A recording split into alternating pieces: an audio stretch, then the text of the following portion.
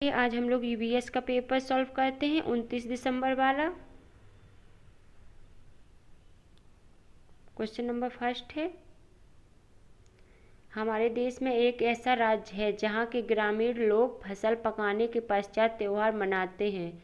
सब साथ में खाना पकाते हैं, खाते हैं, गाते हैं और नाचते हैं। यहाँ का विशेष नृत्य करते हैं। इस नृत्य में बांस की डंडी लेकर दो लोगों की जोड़ी जमीन पर आमने सामने बैठती है। ढोल की ताल पर लोग बांस की डंडियों को जमीन पर पीटते हैं। बांस की डंडियों के बीच लोग एक कतार में खड़े होकर कूदते और नाचते हैं। यह किस राज्य में होता है? यह नृत्य किस राज्य में किया जाता है? फसल पकने के बाद मिजोरम में। नेक्स्ट देखिए क्वेश्चन नंबर 2, खेजड़ी वृक्ष के बारे में नीचे दिए गए कथन पर विचार कीजिए। यह वृक्ष मुख्यतः रेगिस्तान क्षेत्र में पाया जाता है, ये सही होगा। इसे बढ़ने के लिए अधिक पानी की आवश्यकता नहीं होती है, ये भी सही है। रेगिस्तान में जो भी वृक्ष पाए जाते हैं उन्हें ज़्यादा पानी नहीं मिलता है। इसकी छाल दवाई बनाने में काम आती है और इसकी लकड़ी को कीड़ा भी नहीं लगता है। इसके तीनों ऑप्शन सही हैं। इसके तने में पानी एकत्रित होता है जिसे लोग पतले पाइप द्वारा पीते हैं, ये तो गलत होगा। लोग पेड़ों का पानी पी नहीं सकते हैं कितना भी रहे तने में। यह वृक्ष छायादार नहीं होता है, ये भी गलत है। इसका आंसर होगा ABC, option number first. Next देखिए, निम्नलिखित में से 3 पेट्रोलियम उत्पाद के समूह को चुनिए। मोम, कोयला, ग्रीस। कोलतार, ग्रीस। मतलब किससे पेट्रोलियम बनाया जा सकता है? मोम से भी बनाया जा सकता है, कोलतार से भी बनाया जाता है, ग्रीस से भी बनाया जा सकता है। पेंट, प्लास्टिक, रेयन, इनसे नहीं बनाया जा सकता। प्लास्टिक से तो वैसे भी नहीं बनेगा। LPG, कोलतार, एथेनॉल, इनसे भी नहीं बनाया जा सकता है। केरोसिन, डीजल, मीथेन, इनसे भी नहीं बनाया जा सकता। मीथेन गैस गोबर से प्राप्त की जाती है। नेक्स्ट देखिए क्वेश्चन नंबर 4, किसी एडवोकेट का घर X है और कोर्ट Y पर स्थित है। एडवोकेट के घर से कोर्ट जाने के लिए सीधी सड़क नहीं है, अतः एडवोकेट पहले A पर जाता है जो X के ठीक पूर्व में है, 100 मीटर की दूरी पर है। फिर वह B पर जाता है जो A के ठीक दक्षिण में 500 मीटर की दूरी पर है। फिर वह C पर जाता है जो B के ठीक पश्चिम में 50 मीटर की दूरी पर है और अंत में वह Y पर कोर्ट में पहुंच जाता है जो C के ठीक 60 मीटर की दूरी पर है। कोर्ट के सापेक्ष एडवोकेट के घर की दिशा है। इसमें बोला है एडवोकेट पहले कहाँ जा रहा है? एडवोकेट पहले A पर जाता है जो X के ठीक, X उसका यहाँ घर है। अब यहाँ से A कहाँ जाता है? A की ओर जाता है जो X के ठीक पूर्व में है, 100 मीटर चलता है यहाँ। फिर वह B पर जाता है जो A के ठीक दक्षिण में है, B यहाँ है, यह 500 मीटर की दूरी तय करता है। फिर वह C पर जाता है जो B के ठीक पश्चिम में है। उसके बाद कहाँ जा रहा है? B का पश्चिम A होगा, यहाँ जाता है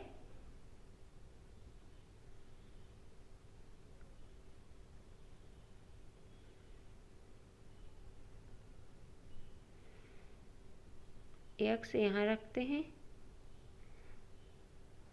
फिर C पे जाता है जो B से ठीक पश्चिम में 50 मीटर की दूरी पर है, ये 50 मीटर की दूरी पर है। अतः वह अंत में वह Y पर कोर्ट में पहुंच जाता है जो C के ठीक उत्तर में 60 मीटर, C का उत्तर ये हो जाएगा, यहाँ 60 मीटर चलता है वो, और यहाँ Y है, Y पे पहुंच जाता है। कोर्ट के सापेक्ष एडवोकेट के घर की दिशा, कोर्ट Y यहाँ है, एडवोकेट के घर X है यहाँ पे। ये वाली दिशा कौन सी होगी? उत्तर पश्चिम। ये वाला उत्तर होता है ऊपर में, इस साइड का पश्चिम। इसका आंसर हो जाएगा उत्तर पश्चिम। नेक्स्ट देखिए क्वेश्चन नंबर 5 है, कोई लड़का वलसाड़ से नगर कोइल जाने के लिए 12 सितंबर 2022 को एक ट्रेन में सवार हुआ। यह ट्रेन 5:30 बजे वलसाड़ से चलकर 14 सितंबर 2022 को 5 बजे सुबह नगर कोइल पहुंच जाती है। यदि इस समय अंतराल में ट्रेन द्वारा चली गई दूरी 20,159 किलोमीटर है तो ट्रेन की औसत चाल ज्ञात कीजिए। औसत चाल ज्ञात करने के लिए हमको पहले टाइम ज्ञात करना पड़ेगा। कितना औसत चाल इक्वल टू कितना होता है, चाल इक्वल टू चली गई दूरी टोटल अपॉन में समय, कितना समय लगा है। तो इसको कितना लगेगा, 22 सितंबर को चलता है और 14 को सुबह में पहुंचता है। तो 22 सितंबर शाम को चलेगा तो 23 सितंबर तक 24 घंटा हो जाएंगे। 24 घंटे प्लस में 5 बजे से सुबह 5 बजे, 5:30 से सुबह 5 तक चलना है तो 11.5 घंटा ए हो जाएंगे। 5:30 से सुबह 5:30 बजे 14 को 5 बजे सुबह पहुंच जाता है तो टोटल कितना हो जाएगा ये 35.5 घंटे। 35.5 घंटे को अब इसकी हमको समय पता चल गया कि इसमें टोटल समय इसको लगा 35.5 घंटे और टोटल दूरी है 20,59 अपॉन में 35.5। 35.5 से 20,59 में भाग देंगे, इसका आ जाएगा 58 किलोमीटर प्रति घंटा। इसका आंसर होगा ऑप्शन नंबर 3। नेक्स्ट देखिए, निम्नलिखित में से कौन सी परियोजना मिशन गंगा जल को स्वच्छ करने के लिए एक विकल्प है। जल शक्ति नमामि गंगे, गंगा आमंत्रण अभियान जल शक्ति, ये नहीं होगा। राष्ट्रीय स्वच्छ Ganga mission, Ganga action plan, इसका आंसर होगा ऑप्शन नंबर 3। नेक्स्ट देखिए, भोजन के निम्नलिखित समूहों में से उस समूह का चयन कीजिए जिसमें सभी इकाई प्रोटीन समृद्ध स्रोत हैं। किन में से सभी में प्रोटीन मिलती है, दाल में मिलती, मछली, अंडे, इसका होगा ऑप्शन नंबर 1। बादाम, मक्का, दूध, ये नहीं होगा। संतरा, मक्खन, अंडे, ये नहीं होगा क्योंकि संतरे में प्रोटीन नहीं मिलता। दही, दूध, चावल, ये भी नहीं होगा, चावल में कार्बोहाइड्रेट मिलती है। नेक्स्ट देखिए, निम्नलिखित में से वह युगल चुनिए जो हमारे देश के एक राज्य और एक केंद्र शासित प्रदेश से मिलकर बना है। इसमें से कौन सा ऑप्शन वह है जिसमें एक राज्य एक केंद्र शासित प्रदेश है। अरुणाचल प्रदेश और पुदुचेरी, जम्मू कश्मीर और अंडमान निकोबार द्वीप समूह, मिजोरम और झारखंड, बिहार और नागालैंड। क्या होगा इसका answer, option number 1 Arunachal Pradesh राज्य और पुदुचेरी केंद्र शासित प्रदेश है। इसका आंसर होगा ऑप्शन नंबर 1। जम्मू और कश्मीर और अंडमान एवं निकोबार द्वीप समूह, इनमें दोनों केंद्र शासित प्रदेश हैं। मिजोरम और झारखंड दोनों राज्य हैं, दोनों ये राज्य हैं। बिहार और नागालैंड भी राज्य हैं। नेक्स्ट देखिए, निम्नलिखित में से राज्य के उस समूह को चुनिए जिनके समुद्र तट बंगाल की खाड़ी पर हैं। बंगाल की खाड़ी में मतलब दक्षिण साइड में पड़ती है। कौन सा होगा, पश्चिम बंगाल, उड़ीसा, कर्नाटक, कर्नाटक नहीं होगा, पश्चिम बंगाल, तमिलनाडु, गुजरात, ये भी नहीं होगा। तमिलनाडु, उड़ीसा, महाराष्ट्र, ये भी नहीं होगा। इसका आंसर होगा आंध्र प्रदेश, उड़ीसा और तमिलनाडु। बंगाल की खाड़ी पर है आंध्र प्रदेश, उड़ीसा एवं तमिलनाडु हो जाएगा इसका आंसर। नेक्स्ट देखिए, मध्य प्रदेश के 3 समीपवर्ती राज्य हैं, उत्तर प्रदेश, छत्तीसगढ़, महाराष्ट्र। इसका ऑप्शन यही हो जाएगा क्योंकि छत्तीसगढ़ तो मध्य प्रदेश से ही अलग होकर बना है और महाराष्ट्र की सीमा भी मध्य प्रदेश से लगती है।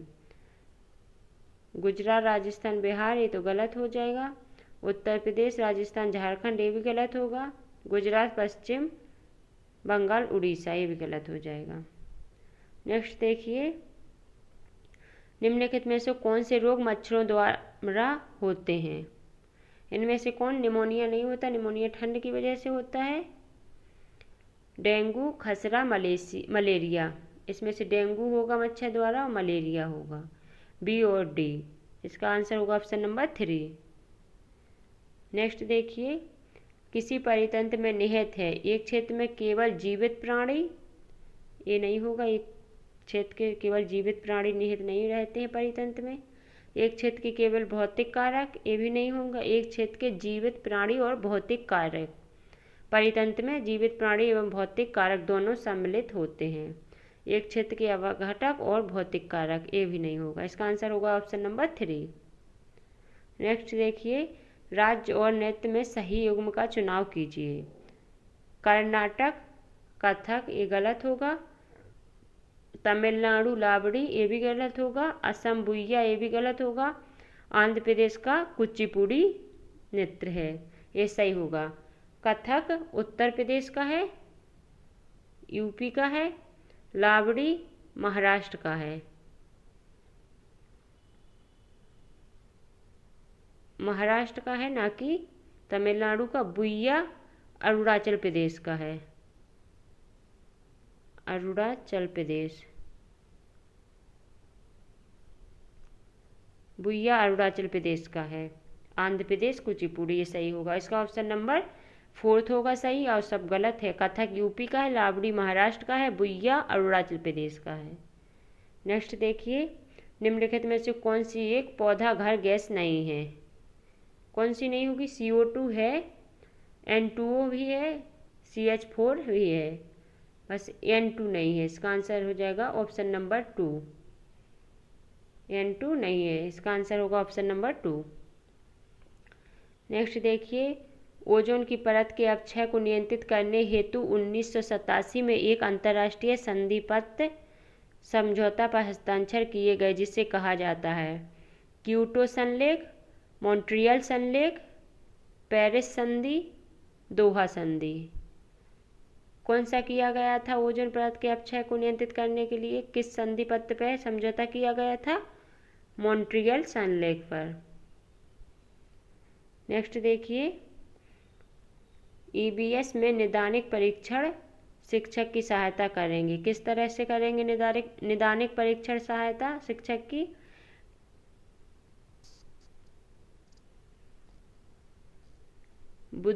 विद्यार्थियों की बुद्धि भागफल ज्ञात करने में, गलत हो जाएगा ये। EBS के शिक्षण अधिगम के दौरान विद्यार्थियों द्वारा सामना की गई समस्याओं का आकलन करने में, ये सही होगा। विद्यार्थियों की अधिगम की गति का आकलन करने में, ये भी गलत होगा। EBS में विद्यार्थी कितनी बढ़िया प्रदर्शन करेंगे यह ज्ञात करने में, ये भी सही होगा। इसका आंसर होगा B और D सही है, ऑप्शन नंबर 3 हो जाएगा। नेक्स्ट देखिए, प्राथमिक स्तर पर निर्माणात्मक आकलन सम्मिलित करता है। क्या करेगा? इसका आंसर क्या होगा? शिक्षकों को उनके शिक्षण के प्रभाव के संदर्भ में प्रतिपुष्टि देने में, शिक्षण में कमियों को पहचानने में, ये भी सही होगा। मासिक रिपोर्ट कार्ड बनाने में, ये गलत हो जाएगा। मासिक रिपोर्ट कार्ड बनाने में निर्माणात्मक आकलन सम्मिलित नहीं होता है। विद्यार्थियों के अधिगम अंतराल को ज्ञात करने में, ये भी सही होगा। इसका आंसर होगा ऑप्शन नंबर 2 हो जाएगा। इसका answer option number 2 A, B, D। Next देखिए, निम्नलिखित में से कौन सी एक अप्रक्षेपित शिक्षण सामग्री है? कौन सी है? Chart, slide, film strip, APD scope. क्या होगा इसका आंसर? चार्ट हो जाएगा।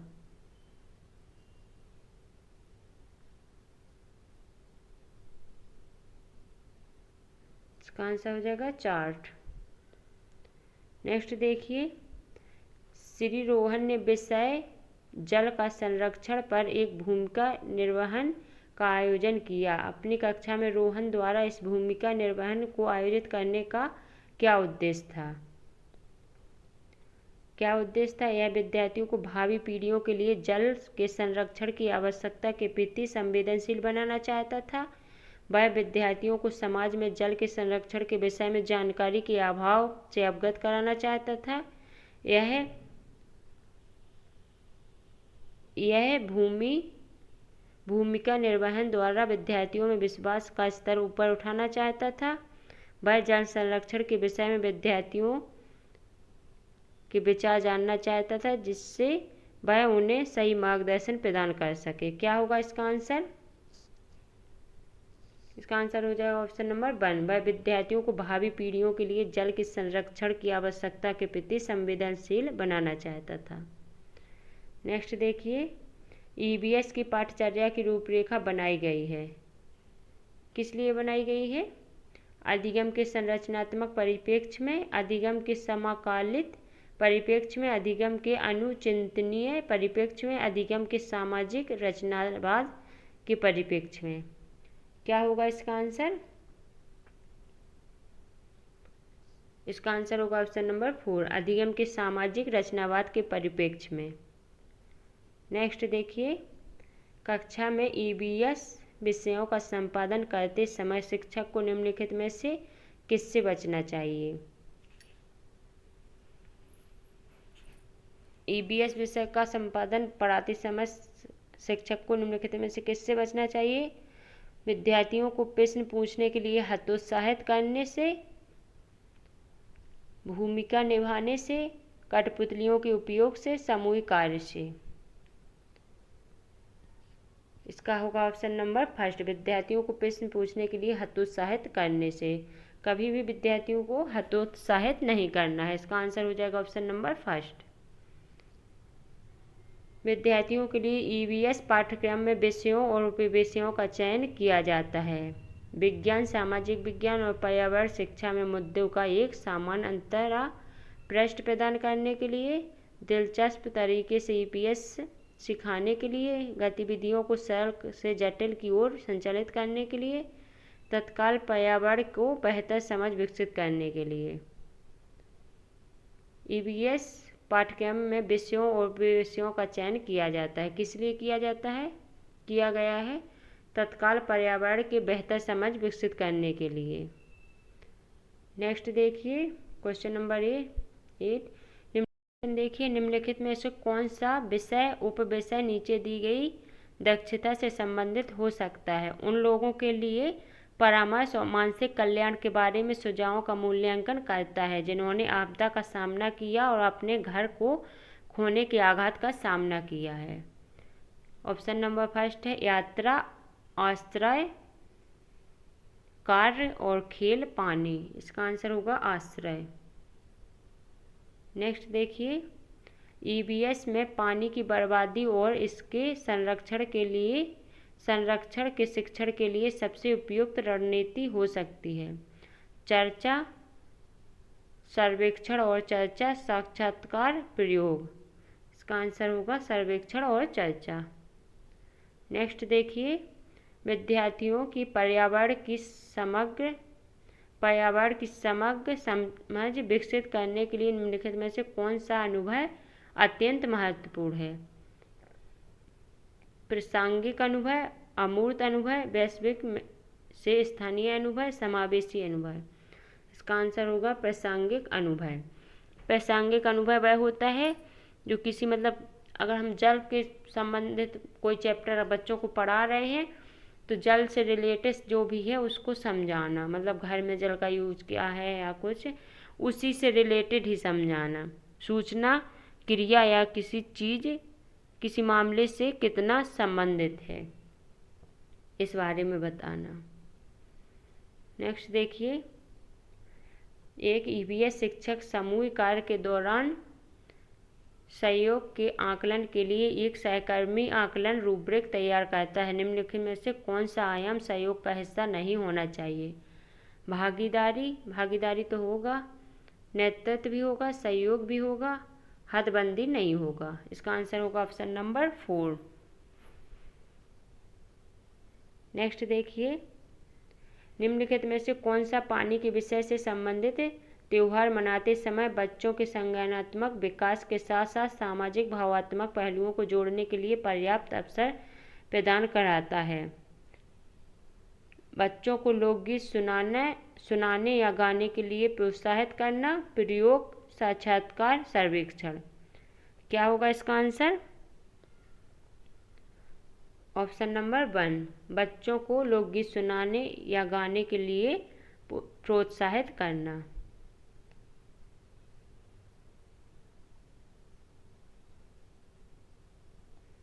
नेक्स्ट देखिए, ईबीएस में किसी समस्या या चिंता से संबंधित विषय सीमाओं को तोड़ने में निम्नलिखित में से कौन सा प्रभावी होगा? समूह चर्चा, प्रदर्शन, व्याख्यान, फिल्म शो। क्या होगा इसका आंसर?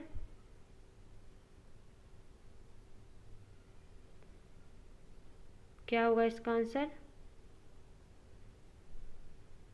ए, समूह चर्चा।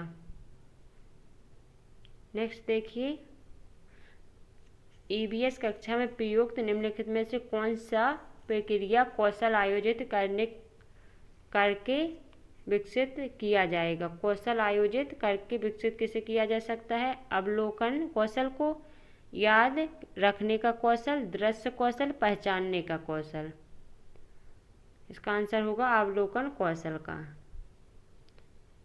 प्रक्रिया कौशल आयोजित करके विकसित किया जाएगा अवलोकन कौशल।